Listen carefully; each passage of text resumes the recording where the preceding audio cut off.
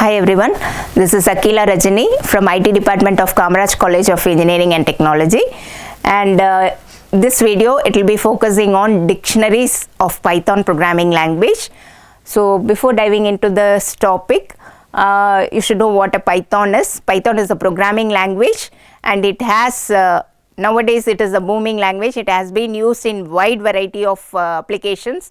And most importantly, it has been used in artificial intelligence technology, that is machine learning or deep learning. So because the implementation process of using Python programming language, it provides enormous modules, packages, etc., so that it can be easily implemented. Okay.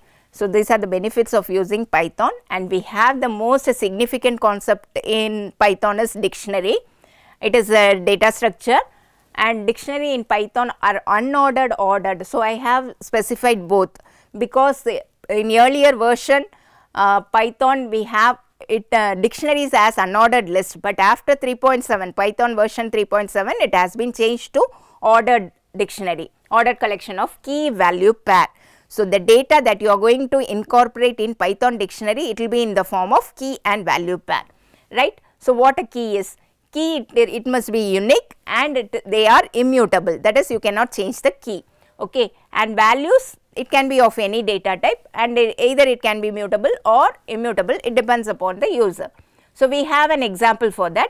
Data, it is a dictionary that I am going to create, in which I am having two key value pairs. One is name, and I have specified the name, and the other one is age. So we have the attributes, right, key value pair. And I have displayed the dictionary value. So the output will be in curly brace. So curly brace represents the dictionary. The name represents the key. Akila, it represents the value. Age, again it represents the key. 51, it represents the value for the particular key. How to create a dictionary in Python? So there are two different methods. One, you can go with curly braces, and another one you can go with the constructor, that is dict, right? So I have illustrated with two examples. For example, A equal to, so again I am constructing a dictionary with two key value pairs. One is X key and the value is 1, and the other one is Y key and the value for Y is 2. So I have displayed the output, and again I am creating the another dictionary using the constructor dict of. So dict name equal to Deepa, age equal to 45. So the key is name, and the value for that key value is Deepa, and another key is age, and the value for that is 45, right. So the output has been displayed. So this is how the dictionary has been created. So but there are two methods, either you can go for curly brace while creating a dictionary, or the dict of constructor. So next, how to access the dictionary items? So again there are two different methods. One, you go with square brackets, or else you can go with the get method. In the square, I have illustrated with two different examples. One is A, in the dictionary we have key value pair of X and Y. So I have accessed the value for X. So A of X, which displays the value 1, and I have used get method in dictionary. So dict of, it has been created, B dot get of name, it displays Deepa. So this is for accessing the dictionary elements. And next, if we need to update the values over the dictionary, again we have the equal to assignment operator for that. So let's go with an example. Dictionary, we have name equal to Sam. Only one key value pair is there in this dictionary. Now what I am going to do is, I am going to add a new key value pair, right. So I have added age equal to 21, and as if this age value pair is not there in dictionary D. And now I am going to modify the name, that is Sam, it has been replaced with Alex. Okay. So the output is name, Alex, age 21, right. So this is for updation. Either you can using update you can add new key value pair, or else you can modify the existing data. So next, how to remove the data items from dictionary? Again there are two multiple methods are there.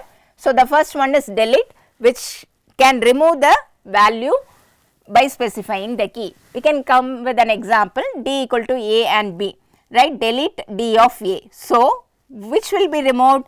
The first key value pair, that is A1, it has been removed, and we have B comma 2. that exists in the dictionary. So, using delete you can remove a particular item from the dictionary, right. Item, it implies key value pair, as a whole it will be removed. Next we have pop method.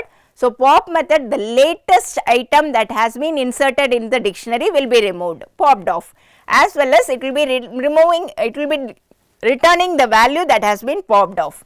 So, we have an output for this d dot pop of A. So, A1 has been removed and we are going to have the dictionary with B comma 2, right. So, the popped value we have is 1, right. In the pop we have specified the key value, that is A.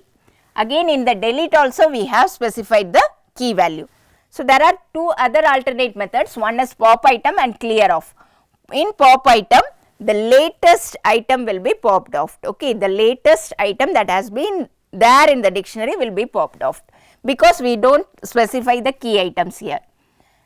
D, we have 2 key value pair, pop item off. So, the output will be B comma 2, that is which item has been removed. Next we have the clear. In the clear method, it will be removing all the items from the dictionary. So, we will be having null dictionary, right. So, these are for removing the data items from the dictionary. Next, how to get or access the keys or values or both of them from the available dictionary. So, we can access keys, we can use values, we can use items. There are 3 different methods which can be applied in the for loop of Python programming language. So, we have an example for that. In the first example, we have a dictionary with 2 key value pairs A and B. I have used for key in dictionary, that is it will be returning the key alone. So, A and B will be returned. Next I am going with the value. For value in d dot values, it implies you have to collect all the values of the dictionary, right, which will be having 1 and 2, right. So, each item will be displayed, that is 1 and 2 will be displayed. Next we are going to combine key and value pair. So, for key comma value in d dot items, right. Remember here we have used values alone, here we are going to use items of dictionary, which is a combination of key and value, right. So, it displays A1 and B2, right. This is how for loop can be iterated, right. So, this is an important thing. We have 3 different methods, using keys, using values and using items. Next, the dictionary, it plays a vital role in real time applications, right. So, we have certain examples, very few things have been listed. One is JSON API handling. Whenever we go for integrating APIs with your own applications, the data will be in the format of JSON, which will be transformed to Python dictionary for its usage, right.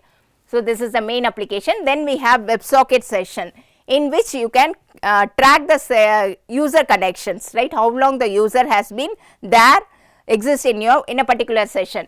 Everything are maintained in the dictionary. Next we have DNS cache, that is domain names, they are mapped to the IP address, again they are stored in the dictionary format, right. And log analysis, number of errors that has been encountered for a particular time or for a particular user or for a particular IP address, everything can be recorded in the form of dictionary. So, whenever you go for analyzing the error logs of Apache server even, they are in the format of dictionaries. So, dictionaries plays a vital role in real time applications, right. All the JSON data, it will be transformed to Python dictionaries which are easy to manipulate, right. So, dictionary, it has a vital role in real time application while using Django framework, right. Thank you. See you again in another video.